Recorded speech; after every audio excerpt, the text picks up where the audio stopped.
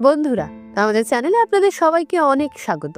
আপনারা এই গল্পটি কোথায় কোথায় থেকে দেখছেন কমেন্ট করে অবশ্যই জানাবেন। গল্পটি ভালো লাগলে ভিডিওটি লাইক করুন আর চ্যানেলে প্রথমবার এলে সাবস্ক্রাইব করতে ভুলবেন না। চলুন শুরু করা যাক আজকের গল্প। 70 বছর বয়সী কনক দেবী প্রতিদিন সেই পোস্ট অফিসের বাইরে এসে বসতেন। হাত জোর করে কাতে কাতে সবার কাছে মিনতি করতেন, বাবা আর একবার ভালো করে দেখে দাও না, আমার ছেলের চিঠিটা নিশ্চয়ই এসেছে। 1 মাস ধরে আমি শুধু আমার ছেলের চিঠির অপেক্ষায় আছি। এটা হতে পারে না যে আমার ছেলে আমাকে চিঠি পাঠায়নি। আমার ছেলেকে খুব মনে পড়ে, কিন্তু 1 মাস ধরে তার কোনো খবর নেই। সে কোথায় আছে? ঠিক আছে তো? কিছু হয়েছে নাকি আমার লালাটার? এই কথাগুলো বলেই কনক দেবী হাউমাউ করে কাঁদতে লাগলেন। কনক দেবীর এই অবস্থা দেখে পোস্ট অফিসের সব কর্মচারীরা চোখে জল চলে এলো, কিন্তু কেউই তাকে সত্যিটা বলার সাহস পাচ্ছিলেন না। প্রায় 1 মাস ধরে কনক দেবী প্রতিদিন পোস্ট অফিসে আসতেন। হয়তো আজ ছেলের কোনো খবর পাওয়া যাবে, হয়তো আজ কোনো চিঠি এসেছে। আসলে বিষয়টা এমন ছিল না যে তার ছেলে চিঠি পাঠায়নি, কিন্তু কনক দেবীর ছেলের জন্য এই অস্থির ব্যাকুলতা দেখে একজন কর্মচারী সেই চিঠিটা লুকিয়ে রেখেছিলেন। কারণ যদি কনক দেবী সত্যিটা জেনে ফেলতেন তাহলে হয়তো দুঃখে তার বুক ফেটে যেত। এই জন্যই পোস্ট অফিসের সবাই প্রতিবার মিথ্যে বলতো। কনক দেবীর ছেলের পীয়ূষ যে মায়ের স্বপ্নগুলো পূরণ করার জন্যই বাইরে চাকরি করতে গিয়েছিল। মায়ের কষ্ট, অপমান, মানুষের দরজায় দরজায় ঘোরা দৃশ্য সে খুব কাছ থেকে দেখেছিল।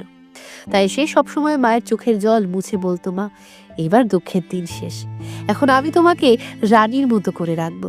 ছেলের মুখে এই কথা শুনেই কনক দেবী আনন্দে ভরে উঠতেন। তারপর সেই দিন এলো যেদিন পীয়ূষ মাকে ছেড়ে বিদেশ চলে গেল। কনক দেবী তখন থাকতেন তার ভাইপো নবীন আর নবীনের স্ত্রী ললিতার সঙ্গে একই বাড়িতে। প্রতিদিন রাতে ছেলের অপেক্ষায় তিনি আকাশের তারা গুনতেন, কিন্তু হয়তো নিয়তির কিছু অন্যই পরিকল্পনা ছিল।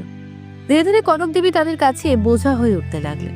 একদিন নবীন বলল, পিসি আপনার কি মনে হয়, পীয়ূষ যদি মাসের খরচ না পাঠায় তাহলে আমরা আপনাকে রেখে দেব? আমরা কি এখানে বৃদ্ধাশ্রম খুলে বসেছি? পীয়ূষ আগে টাকা পাঠাতো, আপনি বাড়ির কাজ করতেন, তাই তেমন সমস্যা হতো না। এখন সে খুব কম টাকা পাঠাচ্ছে, তার উপর আপনি প্রায় অসুস্থ হয়ে পড়েন, এই ওষুধের খরচ কে দিবে? আমরা দুঃখিত। কনক দেবী কাপা গলায় বললেন, বাবা নবীন এসব কি কথা বলছো? আমি তো তোমার পিসি। তোমার দাদা কেন আজকাল পুরো টাকা পাঠাতে পারছে না জানি না, কিন্তু এটাও তো দেখো, আমাদের অংশের জমির ফসল, জল সবই তো তোমরাই রাখো। আমার জায়গায় যদি তোমার মা বেঁচে থাকতেন তাহলে কি তাকে দিয়েও বাড়ির কাজ করাতে? এই সময় নবীনের স্ত্রী ললিতা এসে কটাক্ষ করে বলল, অনেক হয়েছে, আপনি আমার শাশুড়ি নন যে আমি আপনার সেবা করব। আগে বছরে 2-1 বার ছেলেটা এসে দেখা দিত, কিন্তু 6 মাস ধরে দেখছি কম টাকা পাঠাচ্ছে, উপরোক্ত আসেও না। কোথায় মরে পড়ে আছে কে জানে। এইসব কথা বলো না বৌমা, কনক দেবী কাঁদতে কাঁদতেই বললেন, হে ঈশ্বর, আমার আয়ু আমার ছেলেকে দিয়ে দাও। কি বিপদে পড়েছে আমার সন্তান যে এতদিন মায়ের মুখ দেখতে আসতে পারেনি। তোমরাই তো আমার আপন, তাই না? সে আমাকে তোমাদের ভরসায় রেখে গেছে। আমার যদি স্বামী বা মেয়ে ছেলে কেউ থাকতো তাহলে কি আমাকে এত কথা শুনতে হতো? নবীন বলল, পিসি আমি এর বেশি আর কিছু করতে পারবো না। আমার নিজেরও সংসার, বাচ্চা আছে। আমি স্বীকার করছি, আমার মা বাবা মারা যাওয়ার পর আপনি আমাকে খুব সাহায্য করেছিলেন, পড়াশোনা করিয়েছিলেন, কিন্তু এখন আর সম্ভব নয়। কনক দেবী অসহায় হয়ে বললেন, বাবা তুমি যদি আমাকে না রাখো তাহলে আমি কোথায় যাব? ললিতা চেঁচিয়ে উঠল, বুড়ি বেশি মাথা খারাপ করো না, কোনো কাজের না, অথচ দিনে 3 বেলাই খাওয়ার চাই, বেরিয়ে যাও এখান থেকে। কনক দেবী কাঁদতে কাঁদতে বললেন, কিন্তু বৌমা এই বাড়িতে তো আমারও অংশ আছে। তোমরা উপরে 2টো ঘর দখল করে নিয়েছো, আমাকে নিচের অন্ধকার ঘরে পাঠিয়েছো, এখন সেখান থেকেও তাড়িয়ে দিচ্ছ। আমি কোথায় থাকবো? এটা তো চরম অবিচার। আমার ছেলে আসছে না বলেই কি তোমরা আমার সঙ্গে প্রতারণা করবে? এতক্ষণে কিছু প্রতিবেশী জড়ো হয়ে গেছে। নবীন আস্তে করে ললিতাকে বলল, সবাই দেখছে, যদি রাখতে না চাও তাহলে ওকে বারান্দায় থাকতে দাও, খাওয়া দাওয়ার বন্ধ করে দিই, ধীরে ধীরে এমনি মরে যাবে, তারপর সম্পত্তি আমাদেরই হবে। আমার মনে হয় পীয়ূষ শহরে গিয়ে বিয়ে করেছে, সেই জন্যই আর ফিরে আসে না। ললিতা রেগে বলল, তা সে শহরে আনন্দ করবে আর আমি এখানে তার মায়ের দেখভাল করব? আমি কি এই দায়িত্ব নিয়েছি? শুনে রাখুন, এই বুড়ি যদি 6 মাস বা 1 বছরের মধ্যে না মরে, আমি নিজে ধাক্কা দিয়ে বাড়ি থেকে বের করে দেব। আজ থেকেও আর এই ঘরের ভিতর থাকবে না। বারান্দার পাশে যে খড়ের ঘরটা আছে সেখানে একটা খাট পেতে দাও। এই কথা বলে ললিতা 2টো শুকনো রুটি আর সামান্য ডাল কনক দেবীর সামনে ছুঁড়ে দিল। বুক বাকিয়ে ললিতা সেখান থেকে চলে গেল। নবীন বলল, পিসি দেখুন, আপনার জন্য আমি নিজের স্ত্রীর সঙ্গেও ঝগড়া করছি, অন্তত একটু আধটু বাড়ির কাজকর্ম করবেন, না হলে শরীরটা একেবারে জং ধরে যাবে। আপনার ছেলে তো দেখতে আসে না, আমি আর কতদিনই বা পারবো? এই কথা বলেও সে চলে গেল। পরদিন ছিল মাসের শেষ তারিখ। কনক দেবী দরজার সামনে বসে অপলক দৃষ্টিতে পথের দিকে তাকিয়েছিলেন। হঠাৎ সামনে দিয়ে পোস্টম্যান পঙ্কজ এসে দাঁড়ালো। কেমন আছো? এই নাও তোমার মানি অর্ডার। কনক দেবী চোখের উপরে রাখা চশমা খুলে আঁচলে মুছে আবার পরে নিলেন। তার চোখে ঝিলিক ফুটে উঠল। বাবা, এতদিন পরে এলো, সব ঠিকঠাক আছে তো? আমার ছেলেটা ভালো আছে তো? পঙ্কজ বলল, আমি তো ভালোই আছি, আর আপনার ছেলে টাকা পাঠালেই তো আমরা আসবো। এছাড়া কয়েকদিন গ্রামের কাজে গিয়েছিলাম। হয়তো এই মাসে আপনার ছেলে টাকা পাঠাতে পারেনি, তাই অন্য কেউ আসেনি। কনক দেবী আশাভরা চোখে বললেন, বাবা, তুমি কি একবার আমার ছেলের সঙ্গে কথা বলিয়ে দেবে? পঙ্কজ একবার তার দিকে তাকালো, কথাটা এড়াতে চেয়ে বলল, আজ আমার একদমই সময় নেই, প্রতিবারের মতো আজ কথা বলাও সম্ভব নয়। কনক দেবী হাত জোর করে মিনতি করতে লাগলেন, বাবা, কি বলবো, সবাই বলে হয়তো আমার ছেলে বিয়ে করে ফেলেছে, এজন্যই মায়ের কাছে আসতে চায় না, একটু কথা বলিয়ে দাও। পঙ্কজ বলল, আমাকে বারবার জোর করো না। এই কথা বলে সে মোবাইলে একটা নম্বর ডায়াল করলো। তারপর বললো, নাও কথা বলে নাও, কিন্তু বেশি কথা বলো না, আমার ব্যালেন্স কেটে যাবে। এই বলে সে মোবাইলটা কনক দেবীর দিকে বাড়িয়ে দিল। কনক দেবী মোবাইলে ছেলের সঙ্গে খোঁজ খবর নিতে লাগলেন। 1 মিনিটের মধ্যেই তার মন ভরে গেল। বলি রেখার ভরা বুকে হাসি ফুটে উঠল। সব দুঃখ কষ্ট যেন এক মুহূর্তে ভুলে গেলেন। পঙ্কজ বলল, পুরো 1000 টাকা আছে, ভালো করে গুনে নি। এই বলে সে 100 টাকার 10টি নোট তার হাতে দিল। কনক দেবী তাকে থামার ইশারা করলেন। পঙ্কজ বলল, কি হয়েছে মাসিমা? কনকা দেবী বললেন, এই নাও 20 টাকা রাখো। পঙ্কজ অবাক হয়ে বলল, কেন? কনক দেবী বললেন, প্রতি মাসে টাকা পৌঁছে দেওয়ার পাশাপাশি আমার ছেলের সঙ্গে কথাও তো বলিয়ে দাও, তার খরচ হয়, সেটা নাও। পঙ্কজ অনেকবার না করলো, কিন্তু কনক দেবী জোর করে তার মুঠোয় 20 টাকা গুঁজে দিলেন। ঠিক তখনই ললিতা বাইরে বেরিয়ে এসে কটাক্ষ করে বলল, এই ভাই, ওর ছেলে কম টাকা পাঠায় নাকি তোমরাই টাকা মেরে দাও? 1000 টাকার আজকের দিনে কি হয়? টাকা পৌঁছে দেওয়াই তো ওদের কাজ, তার জন্য আবার বকশিস কেন? দাও, টাকা ফিরিয়ে দাও। পঙ্কজ চুপচাপ 20 টাকা ললিতার হাতে তুলে দিল। ললিতা ঠোঁট বাঁকিয়ে বলল, জানি না কোথায় গিয়ে ছেলে আরাম করছে, আর আমাদের ঘাড়ে এই বোঝা চাপিয়ে গেছে। এই বলে সে কনক দেবীর হাত থেকে টাকা নিয়ে ঘরের ভেতর চলে গেল। কনক দেবীর অবস্থা দেখে পঙ্কজের খুব কষ্ট হলো। সে বলল, মাসিমা, আপনি এখানে থাকেন কেন? এখান থেকে চলে যান না কেন? কনক দেবী শান্ত স্বরে বললেন, বাবা, আপন জনেরা কখনো আমার কষ্ট বোঝেনি, তুমি তো বাইরের লোক হয়েও আমার যন্ত্রণা বুঝতে পারছো। আমি এখান থেকে কিভাবে যাব? কাল যদি আমার ছেলে আমাকে খুঁজতে আসে আর আমাকে না পায়, তাহলে খুব কষ্ট পাবে। এটাই তো এখন আমার নিয়তি। জানি না ঈশ্বর আমার ভাগ্যে কি লিখে রেখেছেন। এ কথা বলেই পঙ্কজকে আশীর্বাদ করে তিনি নিজের দোরগোড়ার ভিতরে চলে গেলেন। পঙ্কজ একটু এগোতেই হঠাৎ কেউ এসে তার কাঁধে হাত রাখলো। সে ঘুরে দেখে তার বন্ধু দীপ। এই ছোট্ট শহরে যার একটি মোবাইলের দোকান ছিল। পঙ্কজ বলল, আরে দীপ, তুমি এখানে? এই সময় তো তোমার দোকানে থাকার কথা। দীপ বলল, পঙ্কজ ভাই, তুমি প্রতি মাসে এমন কেন করো? পঙ্কজ ঘাবড়ে গিয়ে বলল, আমি কি করেছি? দীপ বলল, প্রতি মাসে তুমি নিজের পকেট থেকে এই বুড়িমাকে টাকা দাও, আর ফোনে তার ছেলের ভান করে তার সঙ্গে কথা বলার জন্য আমাকেও টাকা দাও। সে তোমার কি হয়? এই প্রশ্ন শুনে পঙ্কজ থমকে গেল। মনে হলো হঠাৎ তার কোনো বড় মিথ্যে ধরা পড়ে গেছে। এক মুহূর্ত পরে সে বলল, ভাই, এই টাকা আমি ওনাকে নয়, বরং নিজের মাকেই দিচ্ছি। দীপ বলল, আমি বুঝলাম না। পঙ্কজ বলল, ওনার ছেলে রোজগারের জন্য গুজরাটে গিয়েছিল, প্রতি মাসে টাকা পাঠাতো, মাঝে মাঝে এসে দেখাও দিত। কিন্তু 6 মাস আগে মানি অর্ডারের বদলে তার এক বন্ধুর হাতে লেখা একটি চিঠি এলো এই বুড়ির নামে। দেব উত্তেজিত হয়ে বলল, তাতে কি লেখা ছিল? তুমি পড়েছিলে? তারপর কি হলো? দীপের কৌতূহল আরো বেড়ে গেল। পঙ্কজ গভীর শ্বাস নিয়ে বলল, এই বুড়ি প্রতি মাসে টাকার অপেক্ষায় থাকে, ছেলের সুস্থতার আশায় দিন গুনে। আমি সাহস পাইনি তাকে বলতে, সংক্রমণের কারণে তার ছেলের মৃত্যু হয়েছে, সে আর এই পৃথিবীতে নেই। দীপ অবাক হয়ে বলল, কি? 6 মাস আগেই তার ছেলে মারা গেছে? হে ভগবান! আর এই বেচারা কিছুই জানে না। কিন্তু সে তো তোমার মা নয়, তাহলে তুমি কেন উনাকে টাকা দাও? আমি তো জানি তার আত্মীয়রা ঠিক মতো কথাও বলে না, ওরা তো শুধু এক অপেক্ষাতেই আছে কবে এই বুড়ি মারা যাবে, আর তারপরে তারা ওই সম্পত্তির উপর নিজেদের দখল কায়েম করে নেবে। ভাই আপনজনদের লোভে না জানি কত বৃদ্ধ মা বাবা আজ ঠকে যাচ্ছে। তাহলে তুমি আর আমি কি বা করতে পারি? পঙ্কজ বলল, একসময় আমিও প্রতি মাসে আমার মার কাছে টাকা পাঠাতাম, কিন্তু এখন আমার মারা এই দুনিয়াতে নেই। এই মাসিকে দেখলেই আমার মায়ের মুখটা চোখের সামনে ভেসে ওঠে। ওনার কাছে আমার এক বিশাল ঋণ আছে। হ্যাঁ, এর বাইরে খুব বেশি কিছু হয়তো আমি করতে পারি না, শুধু 1000-2000 টাকা দিয়ে ওর আশা বাঁচিয়ে রাখতে চাই। পঙ্কজের কাছ থেকে টাকা নিয়ে কনক দেবীর ছেলের ভান করে ফোনে কথা বলি দীপও এক অচেনা মায়ের প্রতি অদ্ভুত এক আধ্যাত্মিক টান অনুভব করলো। সে আবেগে কেঁপে উঠে বলল, আগামী মাস থেকে আমার সঙ্গে কথা বলানোর জন্য আমাকে আর টাকা দেবে না, আমি এমনিতেই কথা বলবো। এই সাময়িক সুখে এই বেচারির কষ্ট শেষ হবে না। যদি কিছু করতেই চাও তাহলে স্থায়ী কোনো উপায় বের করো, আর কোনো সাহায্য লাগলে আমাকে জানিয়ে। সেই দিন বাড়ি ফিরে পঙ্কজ আর তার স্ত্রী নেহাকে বলল, আমি তোমাকে বলতে চাইনি, কিন্তু গত 6 মাস ধরে নিজের কষ্টের টাকাগুলো থেকে এক বুড়িমাকে সাহায্য করছি। এই বলে সে সবকিছু খুলে বলল। নেহা বলল, বিদ্যা ঠিকই বলেছে, এভাবে তো কোনো সমস্যার সমাধান হচ্ছে না, আপনাকে ওর জন্য সত্যিই কিছু করতে হবে। পঙ্কজ বলল, কিন্তু আমি আর কি বা করতে পারি? নেহা একটু ভেবে বলল, আমাদের অবস্থাও এমন নয় যে আমরা ওকে আমাদের সঙ্গে রাখতে পারি, কিন্তু বৃদ্ধদের জন্য তো আশ্রম আছে, কেন আমরা ওকে কোনো ভালো বৃদ্ধাশ্রমে রেখে আসবো না? অন্তত ওনার দেখভাল তো ঠিক মতো হবে। পঙ্কজ বলল, কিন্তু ওনার পরিবার কি রাজি হবে? নেহা বলল, যারা লোভের জন্য এই বুড়িমাকে বাড়ি থেকে তাড়াতে চায়, ওদের জন্য তো এটা স্বর্ণের সুযোগ, একবার কথা বলে দেখো। পরের মাসে টাকা দিতে গেলে ললিতা আগেই হাত বাড়িয়ে দিল। পঙ্কজ বলল, বোন, এই টাকায় কি ওর ঠিকঠাক দেখভাল হয়? ললিতা দীর্ঘশ্বাস ফেলে বলল, কি বলবো ভাই, এতে তো বুড়ির খাওয়া দাওয়াই ঠিক মতো হয় না, আর তারপর ওষুধের খরচ আলাদা, না জানি ওর ছেলে কবে আসবে আর ওকে নিয়ে যাবে। পঙ্কজ বলল, আমি যদি একটা উপায় বলি? ললিতা বলল, হ্যাঁ হ্যাঁ বলুন না। পঙ্কজ বলল, আপনি যদি বলেন আমি ওকে একটা বৃদ্ধাশ্রমে রেখে আসতে পারি। ওই ছেলের চিঠি এসেছে, আগের মাস থেকে সে আর টাকা পাঠাবে না। এই সময় নবীনও এসে পড়ল। ললিতা তাকে সব বলল। নবীন বলল, কি, ওর ছেলে টাকা পাঠাবে না? তাহলে আমরা ওকে এখানে রাখবো কেন? এই বলি সে ললিতার হাত থেকে টাকা নিয়ে পঙ্কজের হাতে ধরিয়ে দিল। এই টাকা তুমি রাখো আর ওকে বৃদ্ধাশ্রমে দিয়ে এসো, আমাদের ঘরে আর এই ঝামেলা চাই না। ললিতা কনক দেবীর কাছে গিয়ে বলল, পিসি, আপনার জিনিসপত্র গুছিয়ে নিন, এই ভাই আপনাকে এমন জায়গায় নিয়ে যাবে যেখানে আপনার ছেলে এসে আপনাকে দেখতে পারবে।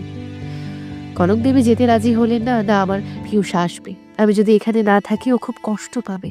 পঙ্কজ নরম গলায় বলল, পিসিমা, আমার উপর বিশ্বাস রাখুন। কনক দেবী কিছুক্ষণ চুপ করে রইলেন, তারপর বললেন, আমার ছেলে ছাড়া আর কেউই কি আমার খোঁজ খবর নিয়েছিল? পঙ্কজ বলল, বিশ্বাস করে আমার সঙ্গে চলুন। এই বলে সে কনক দেবীর হাত ধরল, কিন্তু পঙ্কজ তাকে কোনো বৃদ্ধাশ্রমে নয়, একটি ছোট্ট শান্ত বাড়িতে নিয়ে গেল। সেখানে গিয়ে সে কিছুই লুকালো না, একজন পরিচারিকা রেখে তাকে সব সত্যি বলে দিল। উনি শুধু আসার খরচেই বেঁচে আছেন, আমি চাই না ওর আশা ভেঙে যাক, দয়া করে ওর ভালো করে খেয়াল রাখবেন। এরপর থেকে প্রতি মাসের শেষ তারিখে পঙ্কজ কনক দেবীর সঙ্গে দেখা করতে আসতো। যখনই সে টাকা দিত, কনক দেবী তার চোখের দিকে তাকিয়ে সব বুঝতে চেষ্টা করতেন। একজন মায়ের চোখের সামনে কি বা লুকোনো যায়। একদিন কনক দেবী বললেন, একটা কথা জিজ্ঞেস করি বাবা, সত্যি বলবে তো? পঙ্কজ বলল, হ্যাঁ বলুন। কনক দেবী বললেন, আমার দিব্যি, মিথ্যে বলবে না। আমার ছেলের কি কিছু হয়ে গেছে? সে কি আর কোনোদিনই ফিরবে না? আমার শরীর এখন নিজের কাছেই বোঝা লাগছে, কিন্তু মনটা এখন ওর অপেক্ষাতেই বসে থাকে। তুমি যদি সত্যিটা বলো, আমি মুক্তি পাবো, আমি সারা জীবন তোমার ঋণী থাকবো। যেখানে আমার নিজের লোকেরা লোভে আমাকে বছরের পর বছর ঠকিয়েছে, সেখানে তুমি বাইরের মানুষ হয়েও আমাকে আশ্রয় দিয়েছ। এই শেষবার শুধু সত্যিটা বলো। পঙ্কজের চোখ ভিজে উঠলো, সে কনক দেবীর হাত ধরলো, আমাকে ক্ষমা করে দিন, আমি কোথাও না কোথাও লোভী হয়ে পড়েছিলাম। গত বছর আমার মা মারা গেছে, আমি তার জন্য খুব বেশি কিছু করতে পারিনি। আপনাকে ছেলের অপেক্ষায় দেখলে আমার মায়ের কথা মনে পড়ে যেত, আমি আপনাকে হারাতে চাইনি, এই জন্যই একদিন মিথ্যে বলে এসেছি। কনক দেবী সব বুঝে গেলেন, তার চোখ দিয়ে অঝরে জল পড়তে লাগলো। পঙ্কজ বলল, আমাকে ক্ষমা করে দিন। এই বলে সেও ফুপিয়ে কাঁদতে লাগলো। কনক দেবী শান্ত স্বরে বললেন, কিছু নয় বাবা, তুমি দোষী নও, তুমি তো আমার ভালোটাই চেয়েছো।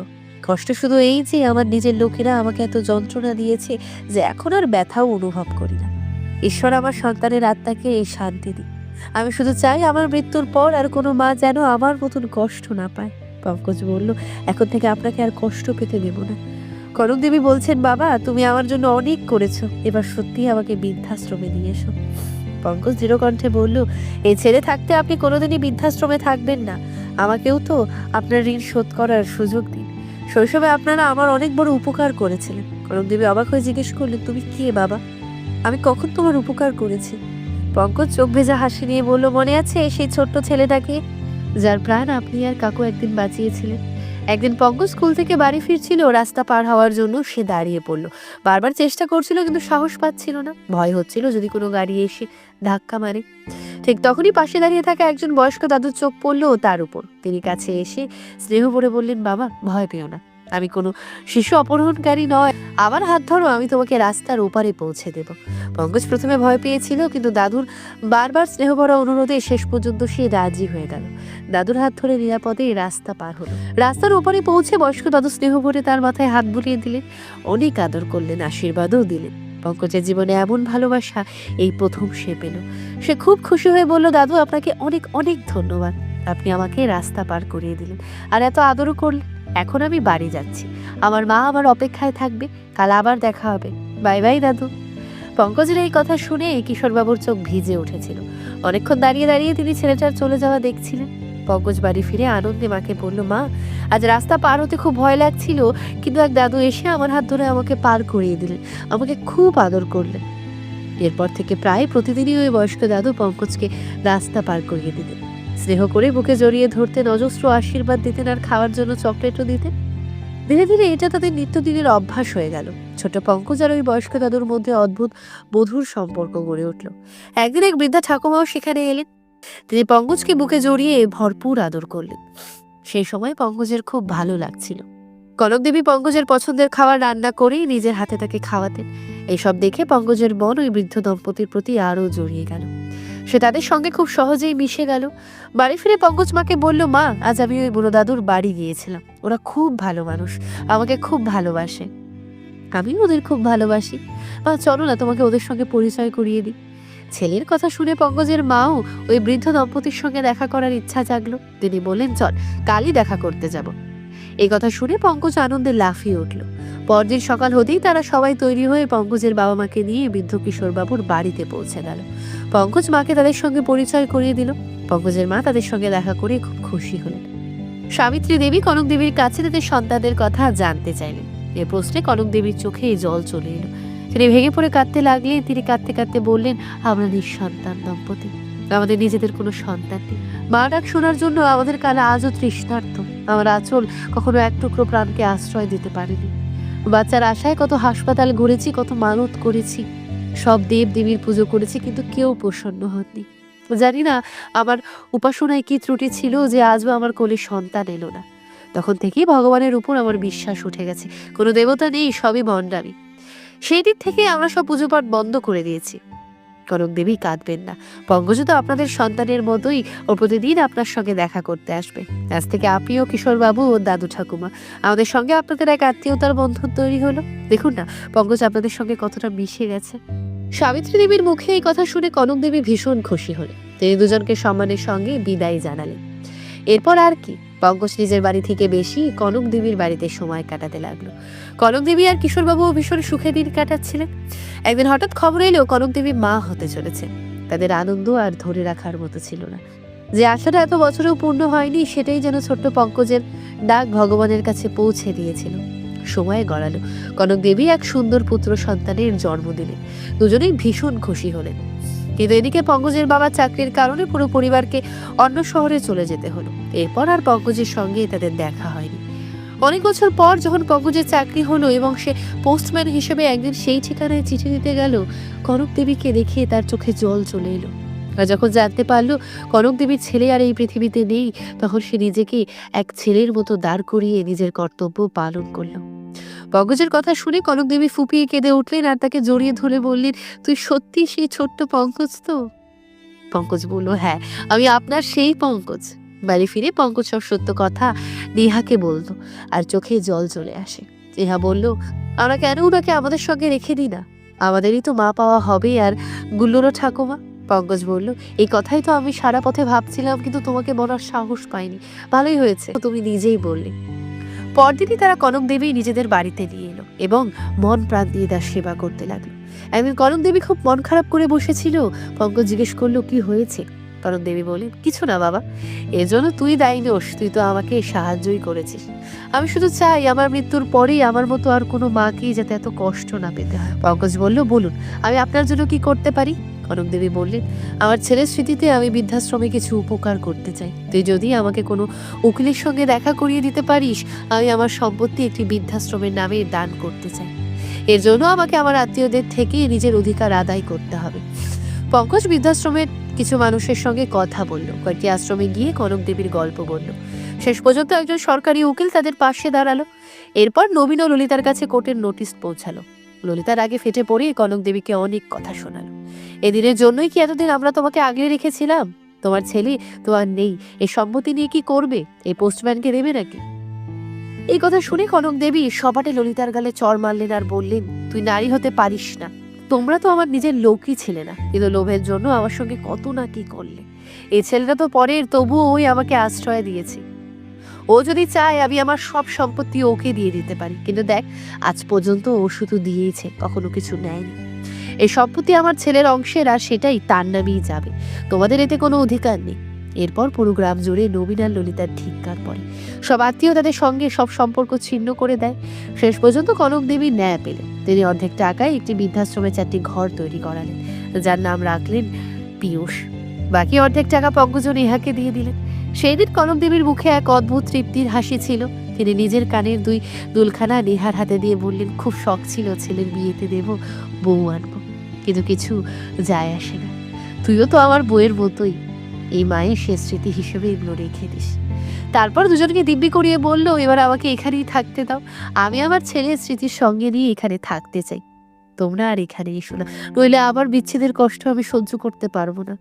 এই কথা বলে কনক দেবী উঠে চলে গেলেন। কিন্তু পঙ্কজ আর নেহা তার কথা মানেনি। প্রতিদিন তারা তার জন্য খাবার নিয়ে যেত, ঘন্টার পর ঘন্টা তার সঙ্গে সময় কাটাতো। প্রায় 6 মাস পর একদিন আশ্রম থেকে পঙ্কজের কাছে ফোন এলো। গত রাতে কনক দেবী শেষ নিঃশ্বাস ত্যাগ করেছেন। সেই দিন পঙ্কজ খুব কেঁদেছিল। সে স্ত্রীকে বলল, মায়ের চলে যাওয়ার পর আমি আবার মায়ের ভালোবাসা পেয়েছিলাম, সেটাও আজ চলে গেল। ইহা শান্ত গলায় বলল, এভাবে ভাবো, ওনার তপস্যা আজ শেষ হয়েছে।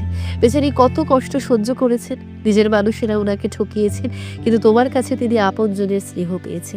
এবার ওনাকে শান্তিতে যেতে দাও, আর তোমার শেষ কর্তব্য পালন করো। পঙ্কজ এগিয়ে গিয়ে কনক দেবীর সমস্ত শেষকৃত্য সম্পূর্ণ করল। চোখ ভরা জল নিয়ে তাকে শেষ শ্রদ্ধা জানালো। এই গল্প সমাজের জন্য এক গভীর বার্তাই হয়ে রইল।